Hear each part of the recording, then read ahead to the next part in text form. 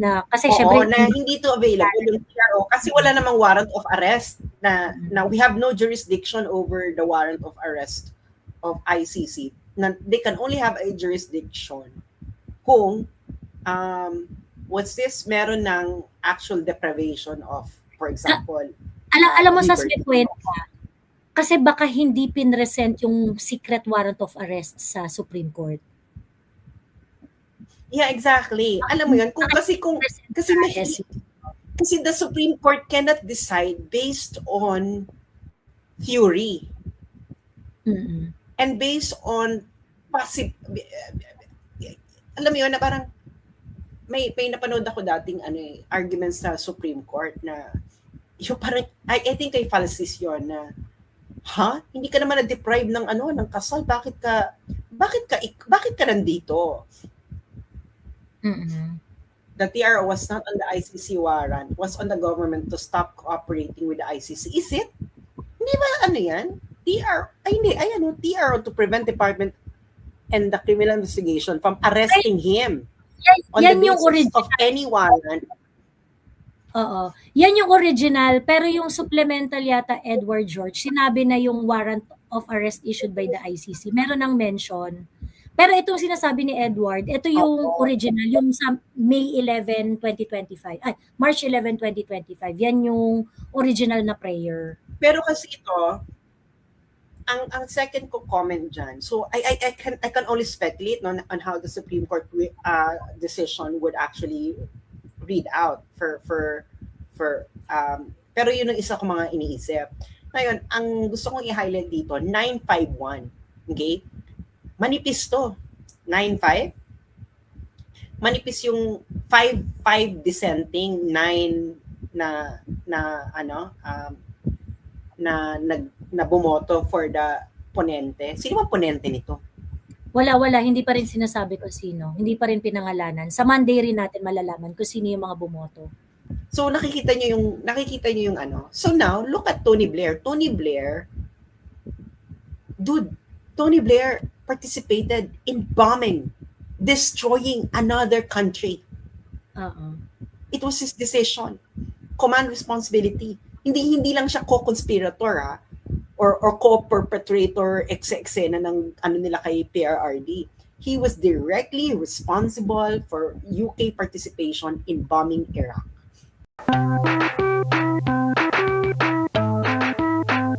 Yung mga kailangan ng eleksyon doon, sila lang pipili doon. Hindi po siya NDF kasi magkaiba talaga sila. Akbayan si Risa. Magkaaway ang dalawa, Akbayan and Makabayan. Kaya nga yung Makabayan, hindi nila endorse si Risa. Kaya nga pag si Risa ang tumakbong presidente, magkaka-divide yung kanilang grupo kasi hindi papayag ang Makabayan. Alam mo, may point to si Janix. In character pa rin siya as one of the Von Trapp siblings. Hindi siya nakalabas, Hindi siya nakalabas. Di ba yung ibang mga actor, yun yung problem nila. Yung parang mindset nila ng bonggang-bongga yung character. And then they weren't able to get out. Hindi na sila nakawala. Tapos hindi na sila nakawala. Ganon. Alam ko si Raymond hindi nila makakawala because Si Raymond Bagatsing, parang tawag dito, di ba parang, sabi niya nagkaroon siya ng ganong problem. Kasi parang, yung mga method actor kasi, di ba ganun yung problem nila. Kasi parang they are going to live their life every day na playing the character. So para pag sinut nila, mas natural yung dating, mas natural yung ineso. Si Raymond Bagatsing, parang meron akong narinig sa kanya interview before na meron siyang character, di ba lagi ang character niya rapist, ganon.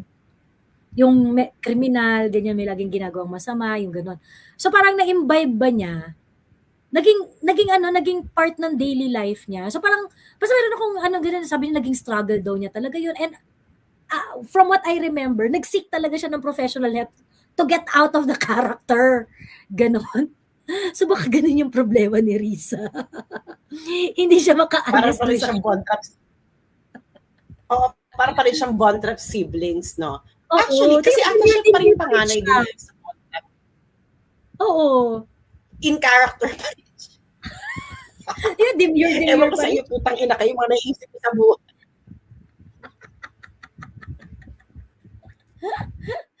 Di ba? Ayun. Joey, allowed bang abutan ng index card si Risa sa interpellation with Sen Marcoleta on Monday? Parang hindi naman bawal. Hindi naman bawal. Ayun. Ganyan ba nangyari kay Heath Ledger? Parang, oo, di ba yung mga ibang nade-depress na mga artista? Kaya nga, di ba parang nagre-resort sila into drugs or something, ganun-ganun. Kasi parang, that makes them free from the character, yung mga ganon. Serious mental health siya, ah. Serious mental health issue siya. Ayun. Si Tom Holland nagkaganyan, na-depressed dahil hindi nakaalis dun sa character na pinortray niya. Oo. Ano character ang pinotrain niya? Tom Holland? Spider-Man? Hindi, di ba? Na-depress ka sa pagiging Spider-Man. Hindi nakamove on. Ano yung tumatalon-talon na lang siya sa building? Akala niya talaga meron siyang Hindi. powers. Na-depress siya kasi walang lumalabas na web. And ano yata, meron yata siyang serious film na ano. Ha? Meron siyang mabigat ng movie. Yung kasama niya si ano, si Twilight guy. Yun ba yun? Yun yung magagaling yung, oo, di ba? Naalala mo yun? Yung parang nagpunta sa province, pagkatapos may bagong pastor. Naalala mo yun? Serious film yun eh. Yun. Baka yun. Pero hindi naman ano yung character doon ni Tom Holland. Ayun. Heath Ledger, nahirapan siya makawala sa Joker. Oo, ayan. So at least, di ba, at least kahit paano naiintindihan na natin yung thought processes ni Risa Ontiveros. Hindi nakawala as one of the Bond. Kaya di ba lagi siyang pa-demure. Lagi siyang ano, ayan. Sabi ni OG Diaz, send ba to Oh my God. Yung character talaga ni Risa sa Bonto Family, pa-demure girl. Di ba? Di ba? Ako, ang reaction ko dyan is, hindi ko pa kasi nababasa yung decision eh. Kung why So may it was 25 denied. na lalabas. Oo. May 25. Ngayon, there are a lot of reasons why it might have been denied. Like for example, they cannot issue a TRO on, pwede kasing sabihin nila na they cannot issue a TRO on a warrant of arrest that is not issued by a Philippine court. Pwede rin yung ganon. Alam mo yon? And they could, it could also mean na they could provide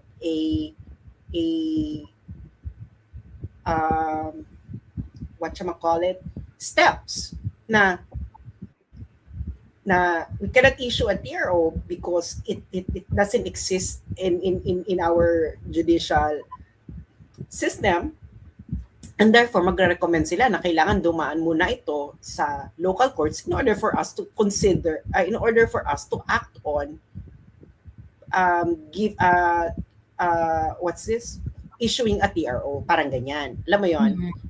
So pwede rin, that's one possibility. Another possibility. Yeah, maybe is that yung remedy na technical, the remedy being availed of is not available, parang walang ganon, ganyan.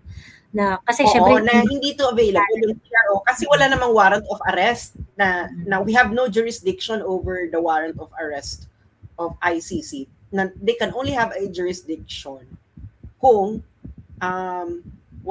meron ng actual deprivation of, for example, alam mo sa liberty. kwenta, kasi baka hindi pinresent yung secret warrant of arrest sa Supreme Court. Yeah, exactly. Alam mo yun, kasi the Supreme Court cannot decide based on theory. And based on alam mo yun, na parang may napanood ako dating arguments sa Supreme Court na yung parang, I think kay Falsis yun na, hindi ka naman na-deprive ng ng kasal, bakit ka nandito? the TRO was not on the ICC warrant, was on the government to stop cooperating with the ICC. Is it? Hindi ba ano yan? TRO to prevent department and the criminal investigation from arresting him on Yan the yung basis of original. any warrant. Oo. Yan yung original, pero yung supplemental yata, Edward George, sinabi na yung warrant of arrest issued by the ICC. Meron ng mention.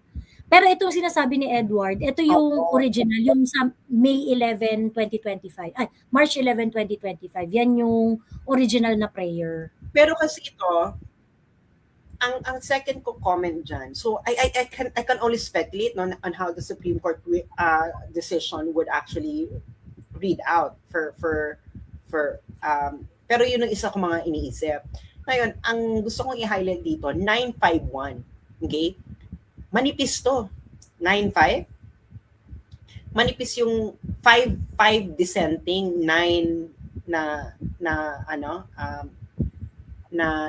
na bumoto for the ponente. Sino ba ponente nito? Wala, hindi pa rin sinasabi kung sino. Hindi pa rin pinangalanan. Sa Monday rin natin malalaman kung sino yung mga bumoto. Kita mo, the SC only decided prayers for interim relief. The main issue raised by the parties in the pleadings and motion are yet, ano ba yung main issue? Okay, so hindi sila nag-issue ng interim relief, pero hindi pa nila sinasagot yung main issue. I think, what is the main issue ba? Of whether the warrant of arrest is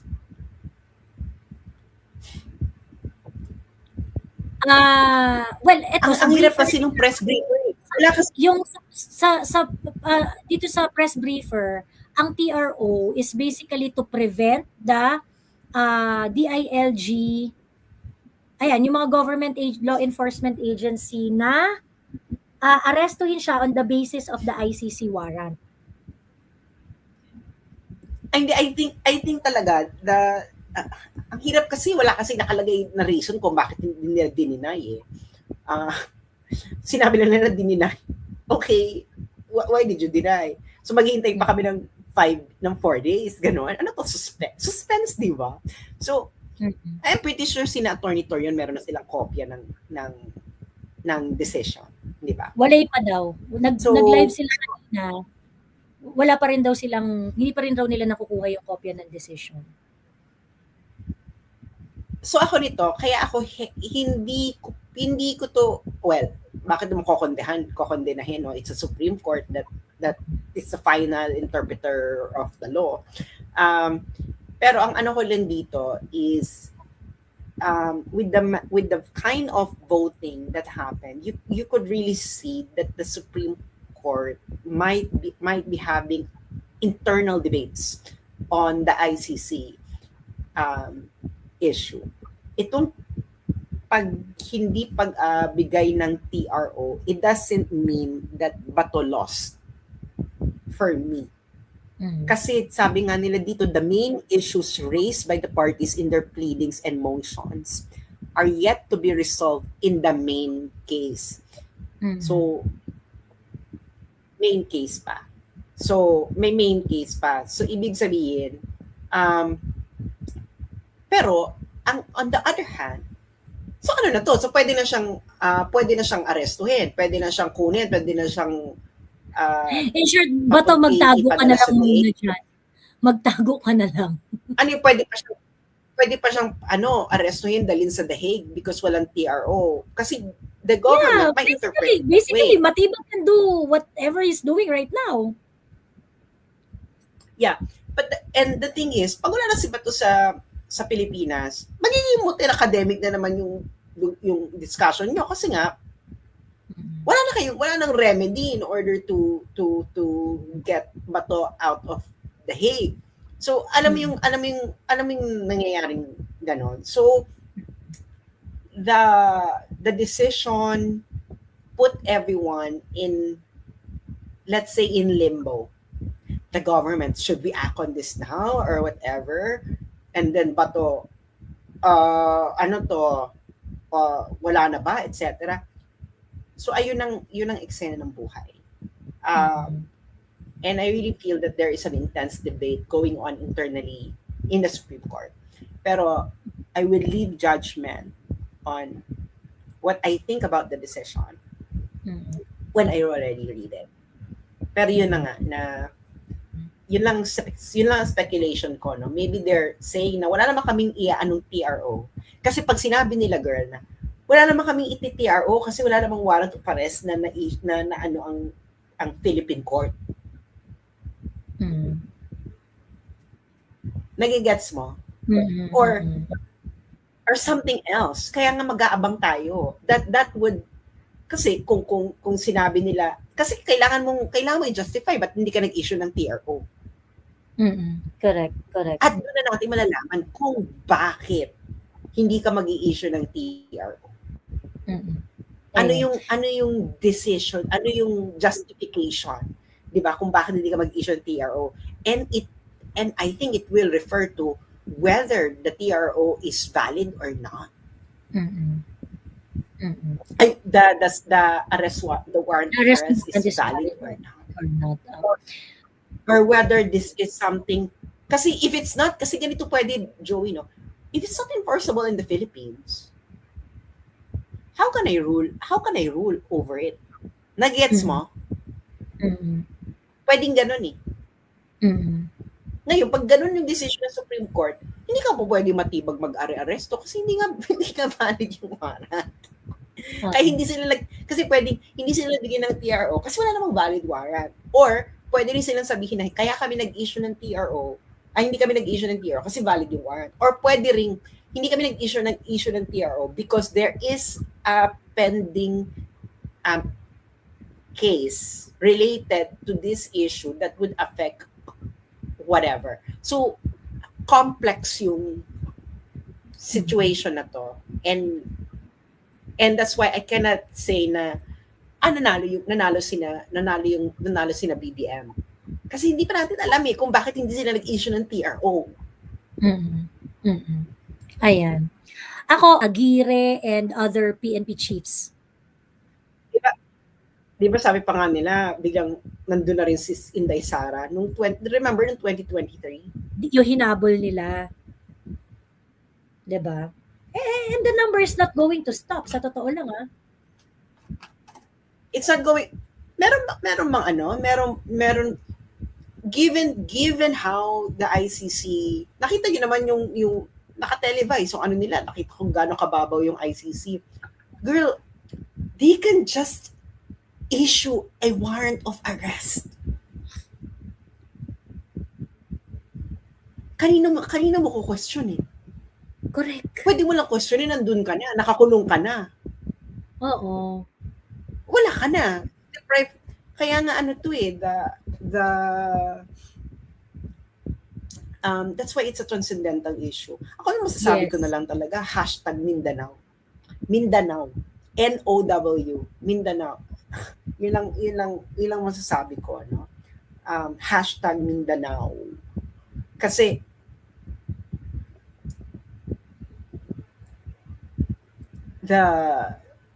these people will, nako. Nakita nila kayang na ganun kabilis ang ICC. Correct. Di ba nga yung ICC nung winawasiwas ni Trillanes yung secret warrant of arrest ni Bato, biglang the following day inunseal ang warrant of arrest. Oo. I mean, up until now, hindi pa naku-question ng ICC bakit merong hawak na warrant of arrest copy si Trillanes. It's actually a violation of the rules of ICC itself. Yes. It's actually a violation of, ang daming violation na ng rule ng ICC and you cannot question it. Kasi the only one that could question it is the Philippine government. Correct. So, 'di ba? So yan ang ano na nila. Ano nga siya it's really that's why a lot of countries are not members of ICC. As simple as that.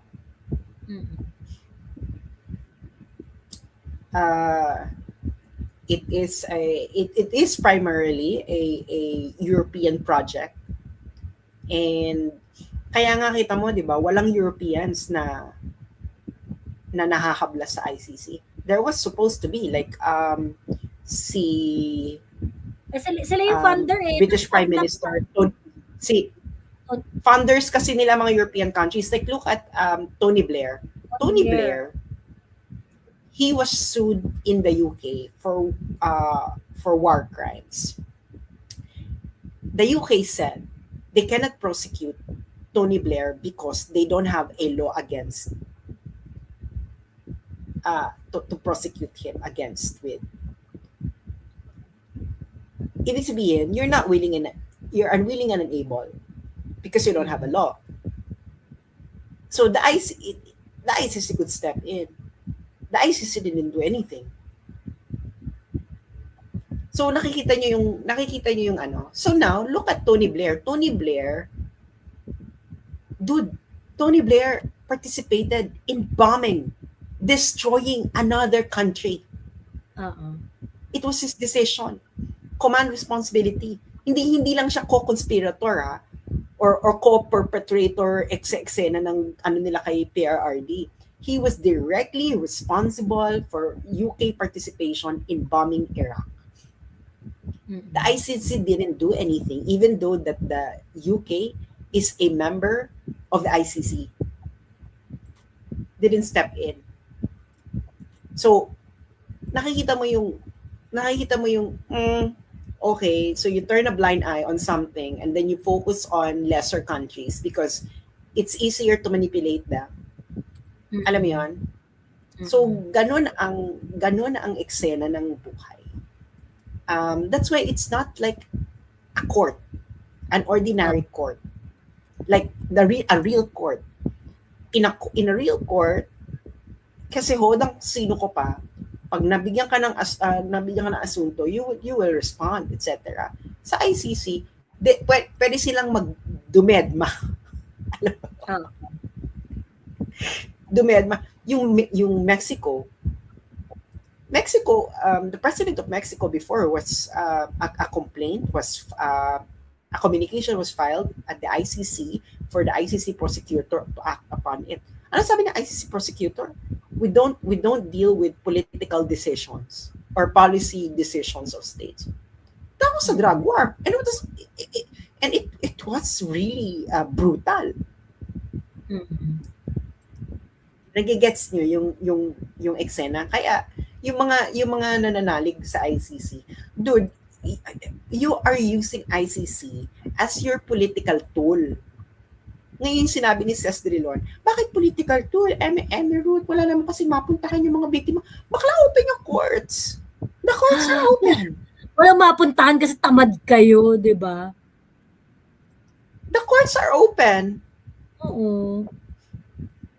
If you could provide evidence at the ICC, why can't you provide evidence in our courts? Because the threshold of evidence at the ICC is very low. Correct. Kailangan lang ng kuning-kuning. Hindi nga nila makakorek yung pinagsasabi nila. Girl, magpe-press release ka, korte. 30,000 people died. Pero yung asunto mo, how many people? 39 in a span of mula Davao time pa hanggang ni PRRD? Are you can you imagine a court can you imagine a court of law giving you a press release na si Joey ang naging biktima talaga niya sa Kemerut 30,000 pero isa lang ang niya dito, isa lang ang sasampahan ng kaso. 78 in 6 years. Can you imagine how many people were killed in Iraq because of Tony Blair? It's not even his country. It's another country.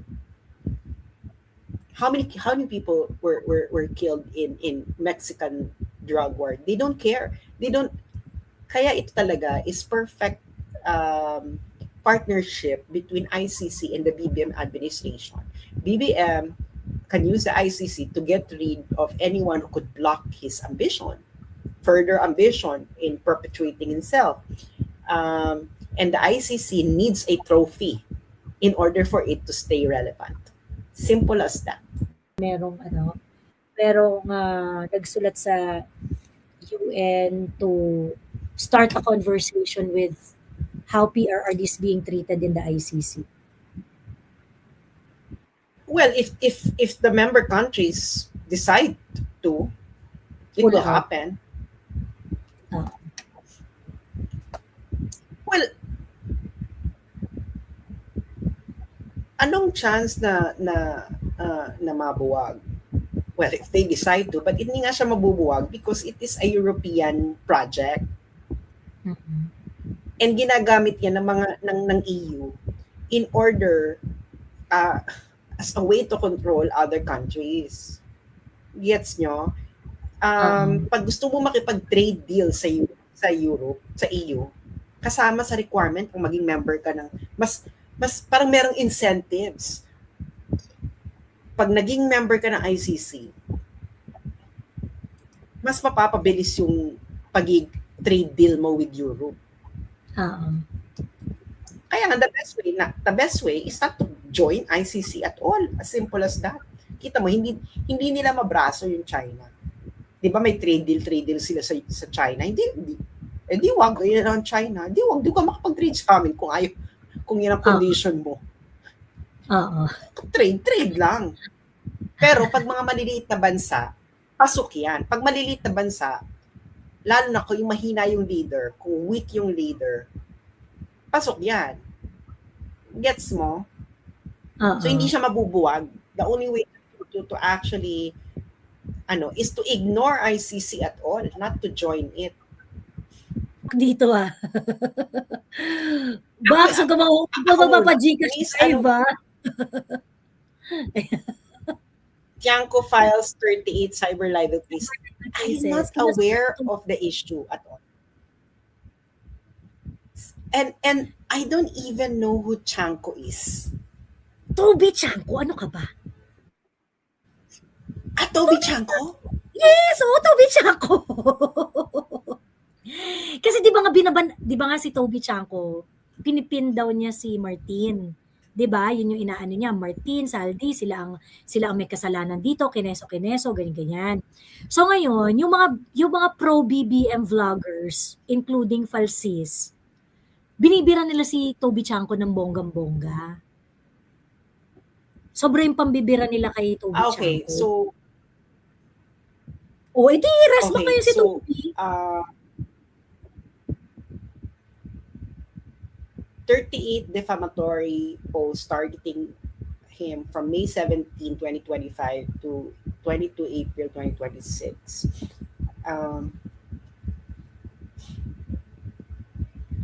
Ano masasabi ko dyan?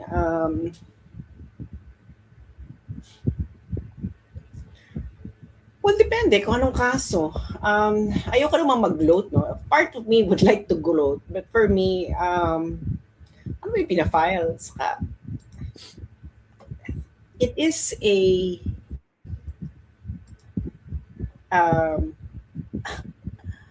this might sound like pro-Falsis, but Toby Tiangco should have just ignored this. Actually, Yun lang maano ko. I don't think na yun ang ano ko. At ang gusto ko is and sabi naman, ito binabasa ko yung sabi ni Falsis, he's going to question the constitutionality of criminal libel, which is I support that, pero yun ang ano ko na why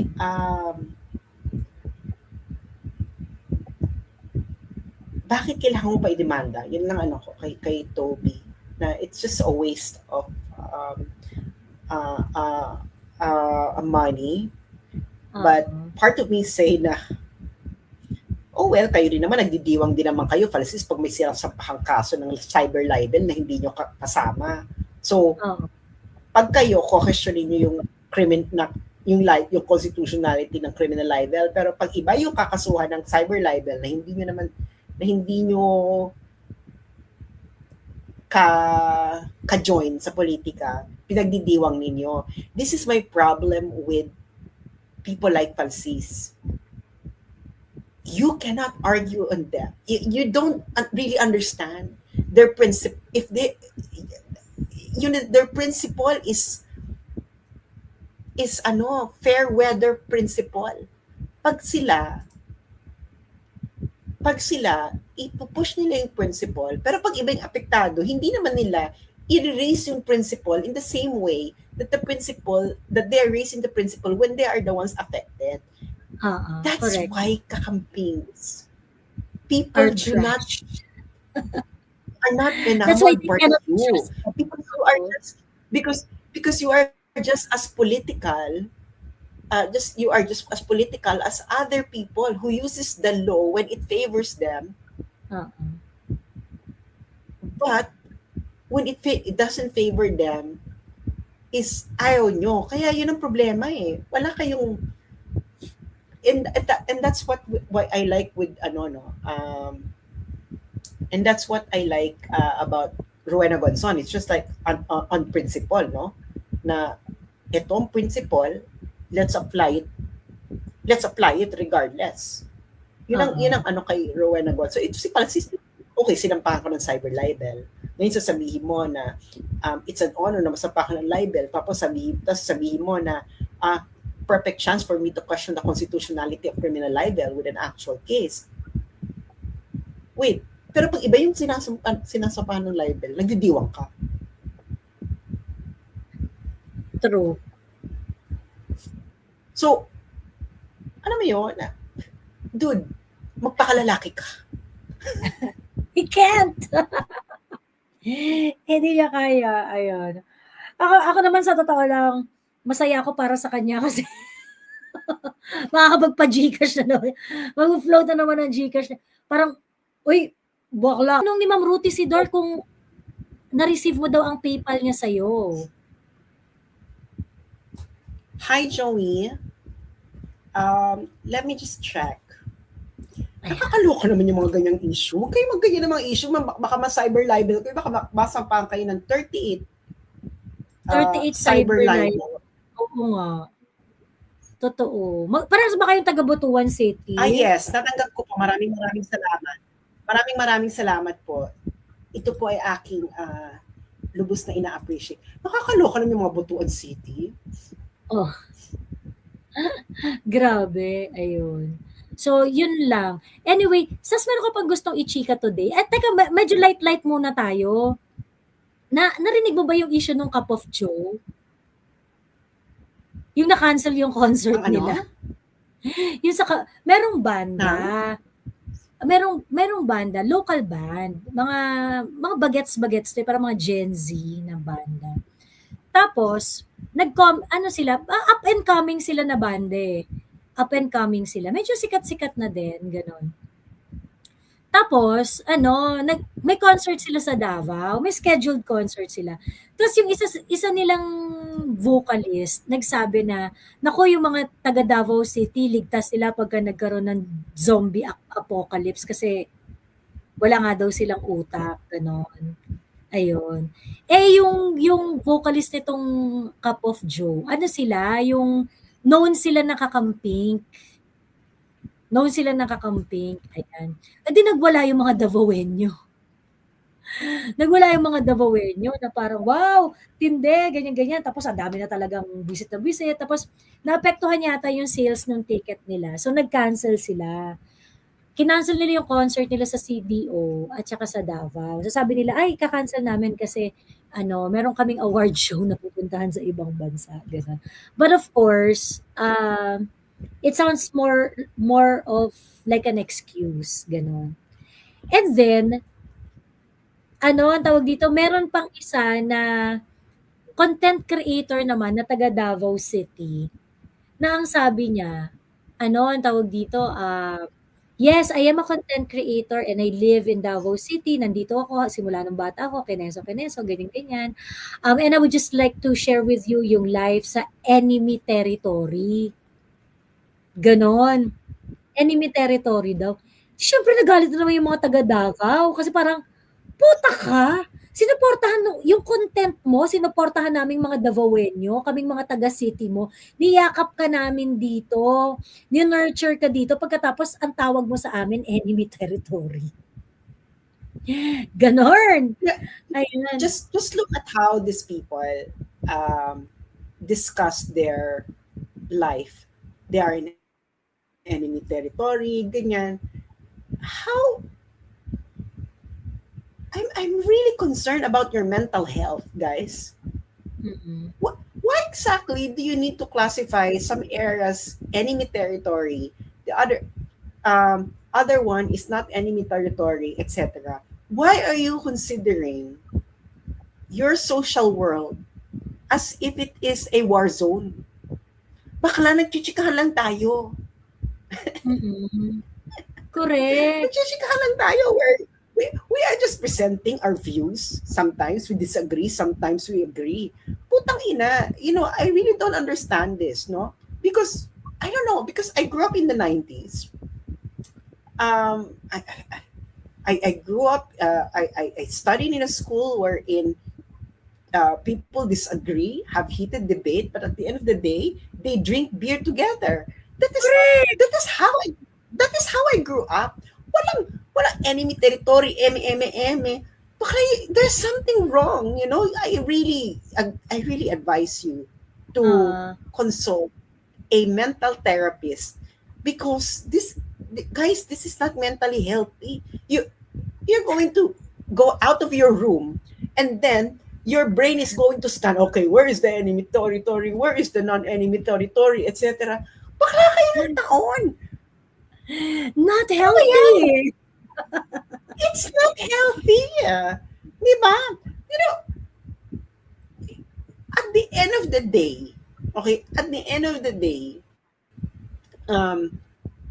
we have different opinions precisely because we are coming from different perspectives. Okay? We have different experiences in life, etc. Kung hindi tayo magkasundo, that's fine. This is not the first time in the history of the world that people didn't agree on something. Okay? Humanity has lived for hundred thousands of years. Hindi ito ang first time na nagkaroon ng disagreement ang mga Mga utaws. nagkaroon ng ganyan, no? Hindi ito ang first time. Hindi kayo ang lalo yung mga sinasabi ko. Nakikinig pa nila ng mga drama, yung mga this is the first time that before Duterte, the Philippines is not divided this way, Emirate. Bakla. Halata hindi. Dude, we used to live just several minutes away from Malacanang when the coup d'etat happened, okay, against Cory Aquino, and we didn't know if we're going to still be alive, because nakakaloka talaga, nagbobombahan, helicopters are hovering around over our house, etc. And then you're going to tell me that itong bardagulan sa online is worse than that time? You must be kidding me. The first political event that I could remember witnessing is the Menjola massacre. I was, I think, 4 or 5 years old. And kasi nakatira kami near Recton, near Menjola. So, what happened was, yung mga nagsitakbuhan, yung mga pinagbabaril ng mga militar, nagsialpasan. Some of them went to our house, in order to hide. And then our family were providing them first aid. No? Kasi nga may mga tamaan ng baril. Yes, So, may mga tamaan ng baril. Evacuation kayo, ganyan. Oo, pinapasok dun sa building. And then that's why I could still remember it. And, you cannot easily forget the smell of fresh blood on concrete. I could see the hallway ng building na may mga dugo talaga, girl. As in, alam mo yung parang puddle. And, girl, ang dugo pa naman when kung nasa semento yan, girl, parang, alam mo yun, napakasangsang ng amoy. And this is not pig's blood or chicken blood. This is human blood, dude. Okay? Tapos sabihin mo bigla ka magde-declare na, Before Duterte, hindi na ganitong, di ba ka ng Pilipinas, bakla ka ng taon. Kita mo, yung mga kakamping, nakalimutan na nila yung Hacienda Luisita. Nakalimutan na nila karamihan ng kanilang paglalaman. Nakalimutan na nila ang martial law victims, kuning-kuning. Nakafocus na lang sila sa war on drugs victims. Baka nobody is going to actually be enamored by your issue. Because your issue is drugs. Iihi na ako. Ayan, mag-end live na tayo. Okay. Pasalamat ka na sa lahat. Maraming salamat sa lahat na nagbigay ng abuloy at na-appreciate ko yung lahat sa GCash at sa PayPal. And ang masasabi ko lamang ay exciting ang mga susunod na kabanata, no? At alam mo naman, meron kaming blow-by-blow account na mangyayari tungkol sa impeachment. Kailan ba mag-uumpisa ang impeachment? 15, June 15. Yung pre-trial. Ang tagal pa. Diyos ko, Lord. Ang tagal. Sagutan lang, samon-samon pa lang, file ng answer, tapos reply, tapos Matagal answer pa to yan. Matagal pa yan. Siguro aabot pa yung impeachment ng next year. baka. Oo. Aabot pa yan next year, girl. Kasi ang tagal nung kay kay Justice Corona eh. Ano lang yun Oh, Chief Justice si Justice Corona. Oo, 4 months yun. 4 months yung kay Justice Corona. Pero I think they will finish it by December. Kasi gusto rin ng mga Oleg George na ma-finish na. Oli George. Oo. Kasi kung hindi Ayun. pa nila ma-finish noong 2026, kaya mahirap yung mag-planning. 2026, hindi 2027, hindi ka pa hindi mo pa alam kung kanino ka tataya. Oo, totoo. Ayun. Hindi ba? So, Kailangan na magkaroon ng linya kung kanino mapupunta ang campaign funds. campaign funds, di ba? Yes. Para para matapos na rin ang suffering ni Risa Ontiveros, Lord. Oo nga. May makukuha ba o wala? Okay. May makukuha ba? Pero pagka kunwari, tumakbo yan si Risa Ontiveros as president, edi alam na. Di ibig sabihin, nakasecure si auntie. And let's be happy for her when that happens. Kapag tumakbo siya talaga. Ayan. Okay. Anyway, yun lang, wala kang kwentong barangay today. Ang kwentong barangay today. Ayan. Thank you very much. Maraming salamat sa inyong lahat.